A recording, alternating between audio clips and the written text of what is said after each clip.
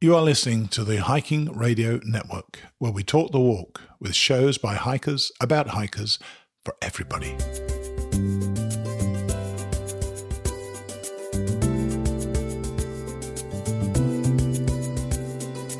Returning to Katahdin, an Appalachian Trail dream. Have you ever dreamt of hiking the AT? Bruce Matson did, so we're going to follow him every step of the way.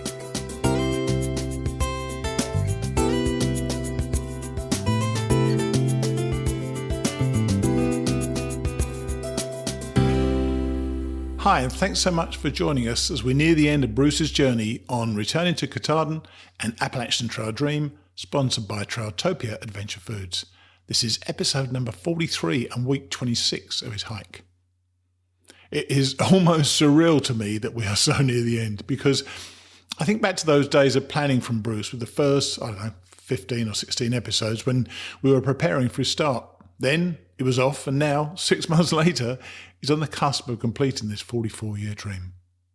He's in Monson at Shores, that, as Bruce would say, iconic gathering place where old friends come together before they head into the 100-mile wilderness. Bruce and his buddy GBolt have decided to take on the 100-mile wilderness with a full pack and not take advantage of the opportunity to resupply on the way. As such, we're not going to hear from him again until next week, by which time his journey should be complete. If you pray, I know that Bruce will appreciate every prayer. Our sponsors, Trailtopia, will be leaving the Hiking Radio Network at the conclusion of Bruce's journey, and as I did on my Mighty Blue show the other day, I'd like to thank them wholeheartedly for their support of both this show and for the Mighty Blue show. They stepped up and have been with us since November last year. We really appreciate that, guys. So, let's hear what they have on offer. When I was hiking, I'd wake up to my alarm, deflate my AirPad and contemplate my blah breakfast. Every morning I poured water into those different coloured paper bags, scrunched around the ingredients, not one of which had any association with fruit, and then eat that soulless gunk. I then find unhydrated powder and sugar in the crevices of the bag. Trailtopia's blueberry oatmeal is a bit of a novelty because it actually has real blueberries. Who'da thunk? No gunk. It tastes great. The bag design ensures complete hydration, and it really sets you up for the day. Try Trailtopia Adventure Food, the best of home cooking away from home. Now, if any of you know of a potential sponsor for my Mighty Blue show going forward, I'd be pleased to hear from you at steve@hikingradionetwork.com. Let's hear now from a very excited Bruce. We had a few initial connection issues, so this conversation starts rather abruptly, and for the most part, the sound isn't at all bad. Here's Bruce.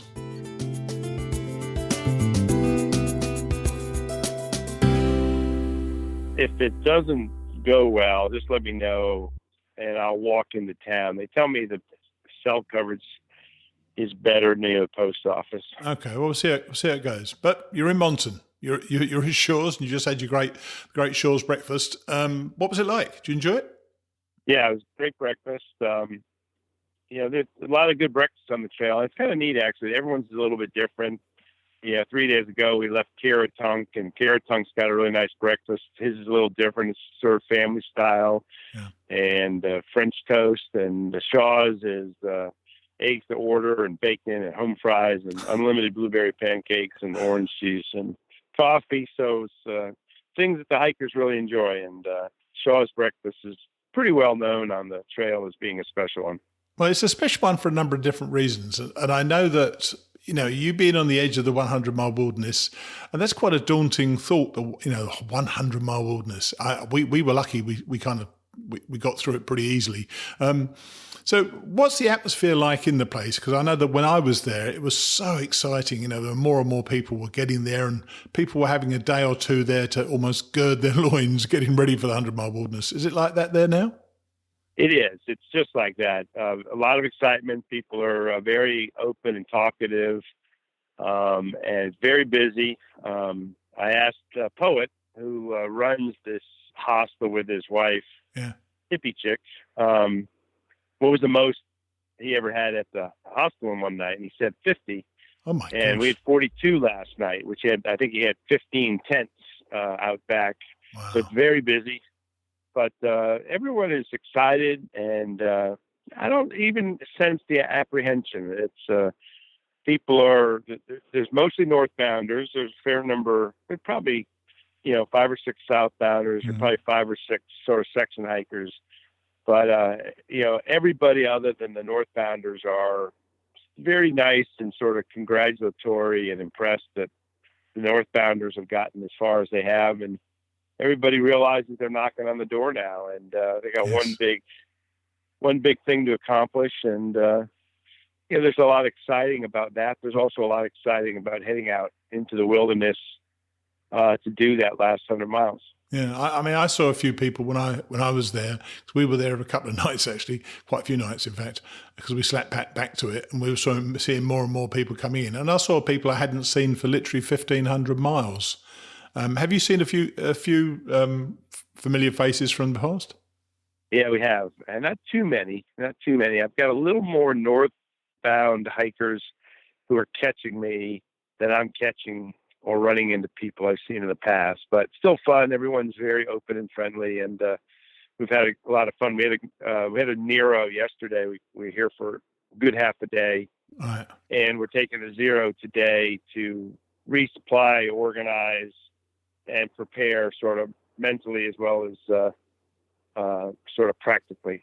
And I'm sure you've come this way so far. You've done 2,100 miles already. You know how to do this now. Do you feel prepared mentally to go? Yeah. There's been, as you know, some different moments throughout this trip. Sure. In New York, and then we've talked about them really. Yeah. And I really wondered how I would get to Monson. I always said, if you get me to Monson, I will finish. I always said that. It was almost like the marathon analogy. When I start and I get out there, I may be hurting after 20 or 22, 23 miles, but I'm going to finish, even if I'm crawling. And I really wondered how I was going to get to Monson. And we've talked a little bit about it, but with some friends, some family, some answer to prayer, some new hiking companions. I am in so much better place mentally than I ever thought I would be at this stage. And I'm just very grateful for all the things that coalesced to get me through Southern Maine and get me to Monson right now. And I'm excited, actually. I never thought I would be this positive and excited, because I really thought it was going to be a mental slog and really tough finish. And I'm not saying it's going to be easy to go through the 100-mile wilderness, but as you know, there's nothing we're going to do over the next 100 miles we haven't done already. Right. Just 2 or 3 climbs that are not simple, but not as tough as things we've done. So I have the confidence that we can get through it, and I think we're prepared, and I'm actually really hoping to enjoy it as much as accomplish it. I still think to a degree it's been helpful, I think, for listeners when you had your tough times, because you had made it seem like this is not so much a breeze, but you were making it seem like it was you were handling it because you'd managed it and so on. But it was great you had those moments which were difficult, just to make everybody realise, as you say, like a marathon, there are going to be difficult times in any of these trips. 2,200 miles, a heck of a lot could go wrong. And yet, you've still got there, but you've had those tough times as well. And I think people need to know that it isn't a breeze. Because one of the questions I had asking you was, which I'm not going to ask you, but it was somebody was saying that this is so well organised now, this trail, and so accessible that barring injury, anybody can finish. Well, that's just not true, is it? You've got to have a lot more stuff than just not getting injured to finish this trail. No question. And people have opened up more and more as we're the last month. And I'm not sure there's a single hiker out here who hasn't had one or many moments like I've had about how tough it is, how they thought about quitting, how they've had to sleep on it, how they weren't sure if they were going to finish. I think everybody, I'm sure there's somebody who hasn't, but the large majority of everyone I've talked to have all had doubts, all had struggles, and had moments where they're not sure they'd finish, not sure they wanted to finish. Yeah. And I do think I've talked to Cheryl and you a little bit about this. I think I have made it appear a little easier than it is, maybe a lot easier than it is. I've always said, and we've talked different stages, well, is it a 7 out of 10? Is it an 8 out of 10? Is it 11 out of 10? I've tried, in retrospect, in speaking with you each week, I've tried to be upbeat. I don't want to be a whiner, a complainer. I want to seem like I wasn't tough enough. There's a little ego in that, a little machismo in that. Yeah. So I did try to be upbeat, maybe to a degree that wasn't justified at the time. So I think your comment about that and about us talking about my banana pudding moment, about my doubts, about my struggles, about really wondering if I could get this done when I still had 300 miles to go is really, really important for anyone thinking about the trail, because it will be one of the hardest things you've ever done in your life, physically and mentally, emotionally. Yeah.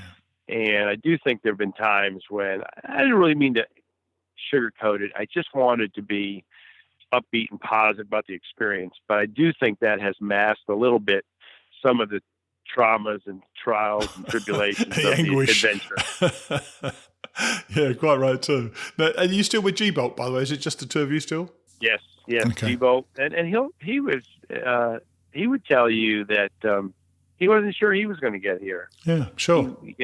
Recon had left him on the trail because of a stress fracture.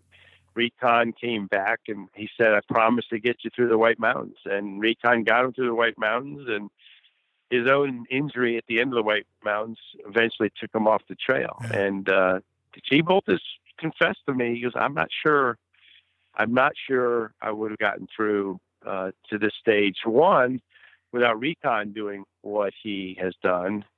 And it's interesting because we talked about my prayer and my hope for a hiking partner, and I have been so thankful to have GBolt with me, and I think he had a major impact on getting me to Monson. Yeah, he would tell you that he thinks God sent me to him to help him get through the adventure. So it's most people do struggle at different stages of the trip, and but right now, again, I never thought I would be this, and I'm not sugarcoating things for the audience. I'm not putting a uber positive spin on things. I am in an incredibly good place and very excited tomorrow to head out. You do sound it, and I'm really pleased about that. So that's great. Now you've had the last week, and you crossed the Kennebec. That's quite an experience, isn't it? When you go into it's a lot of fun. Yeah. Yeah, it's one of those iconic things that I know I like to use that word a lot, but it's like just you've seen it on YouTube videos, seen photos, you've heard about it. And for the listeners, there's a ferry service that takes you across the Kennebec, because while you do ford some streams and rivers in Maine, the Kennebec is considered too dangerous, and the ATC provides a ferry in the form of a canoe, and a guy puts you in his canoe and he ferries you across over to Caratunk. And that was just very simple, but fun, and something we look forward to. And then we went into Caratunk and had about a half a day at Caratunk, and that was a great visit as well, the Caratunk house. And they're known for these barbecue sandwiches and milkshakes, and that was a great visit with Paul at the Caratunk house.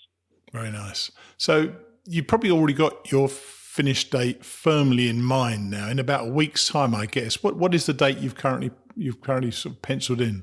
Yeah, September 1. September 1. Okay. Oh, right, really? So really not that long at all. So how long does that give you? So what's the plan then? The White Mountains for 5 days? Yeah, the plan is 6 days to the wilderness. 6 days. Should take us to A-Ball, 1 day to the Birches campsite on the 31st, and then Summit on the 1st. Oh, very nice too. So you're close enough, obviously, to be able to see the 10-day forecast. What's the weather been like in the past week, but what's the week ahead got in store for you? Because we were looking at the weather forecast the whole time, and we knew the day that we were summiting on the 29th of September, we knew after 2 great, beautiful, sunny weeks, it was suddenly going to cloud in, and it did cloud in. So how's the weather been, and what's it going to be like? Yeah, we've had a little on and off rain, but the last 2 days have been beautiful. I will say, since I like to tell people I don't really believe in jinxes. The forecast is remarkably good for the next 7 to 10 days. Now, we've learned that you just can't look at a 7 or 10 day forecast, but at least the next 2 or 3 days are looking very nice. The long range looks very nice. The one thing I have studied to the extent that as an amateur I can study it is the weather patterns. And we had almost 3-4 weeks where the moisture kept coming out of the Gulf of Mexico, running up the East Coast, was bringing, I know talking to Cheryl, bringing a lot of rain on Virginia and elsewhere. Yeah. And then when this moisture eventually got up to New England, it was dropping rain on us pretty regularly the last 2-3 weeks. Not every day, but afternoon showers and then a full day of rain. I certainly sat through a really incredible deluge of water, rain, right before we did, between the Bigelows and Little Bigelow. But with all that said, the purpose of going into that is, to the extent that I can really sort of examine this, the weather pattern seems to have changed. And it's not this pattern of constant moisture coming up the East Coast. Right. It looks a little more traditional, westerlies, west-east flow. And there's not a lot out there right now. So I'm optimistic, but you just never know. You're absolutely right. You never know. But I'm sure you're looking at the 1st of September, trying to divine some sort of answer to what it's going to be like when you get to the top, because that's just going to be that magical moment. Now, are you still going to be going through the wilderness with no slack packing at all? Is it the plan just to go right from beginning to end and just do it as it kind of should be done, I guess? Yeah. GBolt and I are like-minded about this issue. I think I mentioned on the last podcast episode that, everyone's going to do it their own way, but we like the idea of loading up. It's going to be the heaviest our packs have been the whole trip. It'll be the longest time we've been out without town stop. And just use those 6 days to enjoy the end of the trip, sort of reflect on where we've been, what we've done, and then mentally get ready to finish and climb and go back to our pre-hike life. So you got taking 6 days worth of food. So you're not actually having something delivered to, I can't remember which road it is. Is it Joe Mary Road? I can't quite remember. But there's one of the roads that they deliver a package to you can pick up. Or you're just taking the whole lot, are you? The whole lot, yeah. There's 2 places nowadays where they either leave a cache, or Shaw's actually will not leave it there. They'll actually meet you and make sure you get it. Apparently there's 2 different spots in the wilderness, and that's, to me, it's a little sad. I mean, the more with technology and the like, the wilderness is becoming less and less the wilderness. But we opted to not slack pack. We opted not to get any food deliveries, and we just want to, go and have this final intensive, hopefully, generally wilderness experience before the trip ends. How much were you packed by then, Bruce? I don't know. I haven't weighed it, but my guess is it'll probably be a little over 40 pounds. Oh, God. You'll enjoy that, I tell you. Nice. So what's the plan for the ending? Will Cheryl and your girls be there? Now they know the time. Are they going to make it there? Yeah, so Cheryl and I spent a lot of time when I was in Kansas. It was one of the last times I would have cell coverage until today. And we've worked really hard to plan something. And originally, there's a lot of schedules, of course, with both girls busy and working. And Brooke's got med school, and she's got exams, and Amy's busy. And Cheryl's got beginning of school, and it was really, really tough to get something to work. We picked a date, which was September 8th, was the only date that would work for everyone. And I was just going to wait around a week or so until everyone got there. But it was getting really tough to get it done with all the logistics. And I called off the family hike up the mountain, sadly. And then Cheryl came back and said she really wanted to be there. She kind of moved heaven and earth to break away from school. So the plan right now is for Cheryl to join GBolt and me and Summit on the 1st. Wow. That'd be nice. How nice that is. I'm really excited about that. I'm sorry the girls won't be there, but yeah. Well, we're all going to be there in spirit because we're going to be hopefully speaking to you as soon as you can, and then you can tell us the story. I mean, maybe we can even. No, I think that's what we need to do. We need to speak to you as soon as we possibly can, and because that'll be on the Saturday, and of course the show will go out on the Monday morning as normal, which would be pretty darn perfect, won't it? Yeah. We get off the mountain. We could probably do something that night or Sunday morning. Yeah. Yep. Great. Now, there's a question from a listener, Janet Brady, and you've done the Camino, and as you know, I'm going to be doing the Camino this October. And she wrote, the Camino is oh so different from the AT, but does Bruce still feel that it was a good precursor to gauge his ability and desire to hike day after day for 5 weeks to 30 weeks, going from 5 weeks on the Camino to 30 weeks on the AT? Or is just getting one's head, gear and physical condition close to par all that's truly necessary to endeavour or complete a through hike? Yeah, so I think as far as it goes, and that's the important thing, as far as it goes, I think the Camino was still a good little warm-up. Mostly, and I think I knew this at the time, mostly because I wanted to wake up every day and put a pack on my back and go start walking. Yeah. And I knew that if I didn't enjoy that for 30 plus days with a lighter pack and easier hiking, then I never was going to be able to come out here on the AT, even though I had this grand notion and romantic idea of doing this long trail. So it was good in that sense, because when I did finish, I didn't have this, oh, I'm so glad it's over. I don't want to put a pack on my back. I don't want to get up and go walk another morning. That was something I enjoyed every day in the Camino. So the problem with the Camino, which was true, and now that I've been out here on the AT, is even more so than I thought. It's so different. It's so much easier to do the Camino. The physical hiking, the support, the availability of water and food and a bed. Yeah. So yeah, if you don't enjoy the Camino, you should never think about a long distance hiking. Yes. Okay? So it's again, as far as it goes, it was a good little test of some of your mental and physical sort of skills and interest tolerances.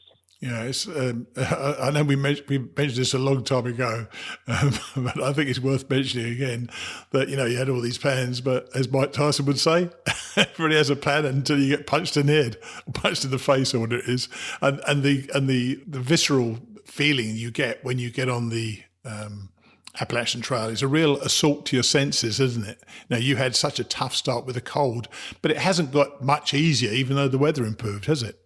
No, it's had its moments. I don't know if 2018 is going to go down as a particularly difficult year. Probably. We had the winter that was definitely unusual. We had, 4 or 5, 6-day heat wave in New York and Connecticut that was almost historic at the time. And we've had a fair bit of rain the last month, but, I'm knocking at the door, and I hope I'll tell you, the only concern I really have about the next week is 4 days of rain. Because most of us, after 2 or 3 days of rain, almost anywhere on the trail, as you know, we can figure out a way to get to a hostel or motel and dry out. Yeah. And when you have, I've hiked with a wet tent many times. I've hiked with it. I've set up a wet tent. I've slept in a wet tent. But the third and the fourth nights that you do that, it's miserable. And everything starts getting wet. And that will make the 100-mile wilderness experience unpleasant. And so that's actually my biggest fear. It's not the distance. It's not the physical challenge. It's not the mental challenge. It's not white cap or barren ledges. It's really just bad weather. Yeah. Well, hopefully you don't get that.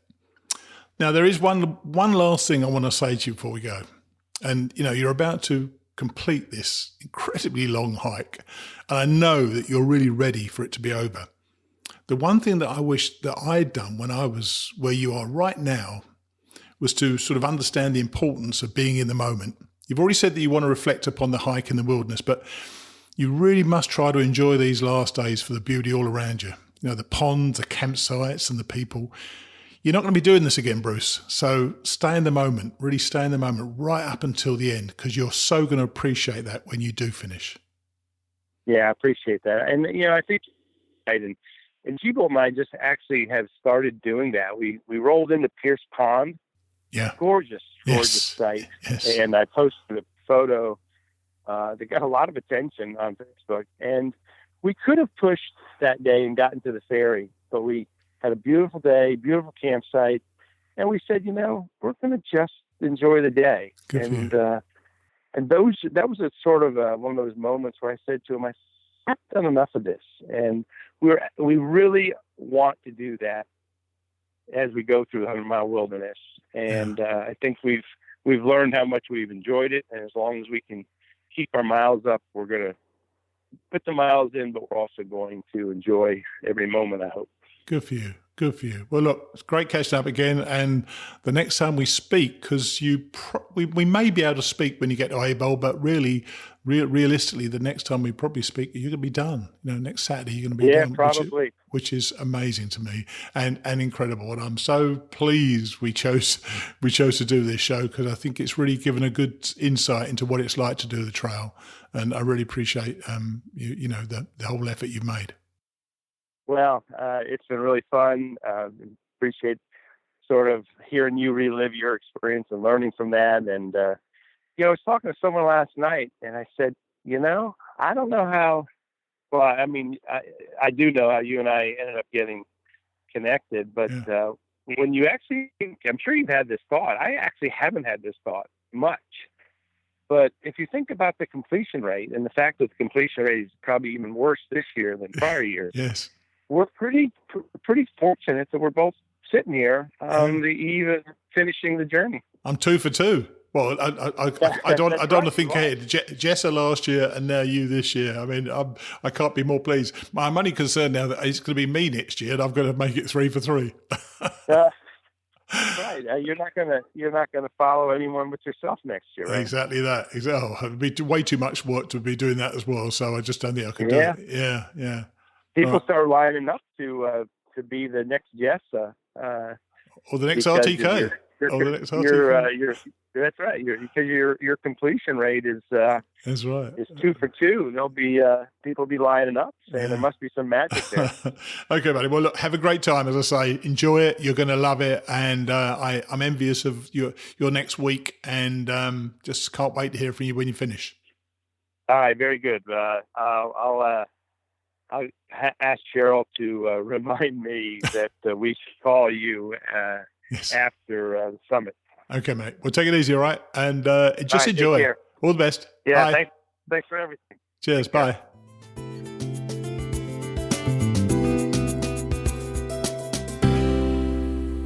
It may not have seemed it to you, but I got quite emotional at the end, telling Bruce about the importance of staying in the moment. I know that I haven't been on his journey, but hopefully, along with many of you, I've shared his pain, his joy, and I guess his anguish from time to time. He's been a wonderful guy to follow, and I couldn't be more pleased that we decided to do this show together. By the way, before you write in, and I know someone will, I'm aware that I referred to the White Mountains near the end when I meant the wilderness. But of course, Bruce picked up on it and reiterated wilderness without making me look like too much of a fool. What a pro. Thanks to Janet Brady for a question, which was particularly interesting for me as I'm doing the Camino in a few weeks' time, and I'm hoping to do the AT for the second time next year. When you listen to this, our hero and GBolt will be slogging their way through the wilderness and reflecting on what they've done so far. I can tell you, the moment that they get that epic look of Katahdin across Pamadumcook Lake, when you're still about 40 trail miles away, they're going to be zeroed in on Katahdin until they get there. Indeed, that moment is so seared in my mind that I use the picture from that spot for the artwork for my Mighty Blue show. Make sure you come back next week to hear how it all ended. Bruce and I will see you next week.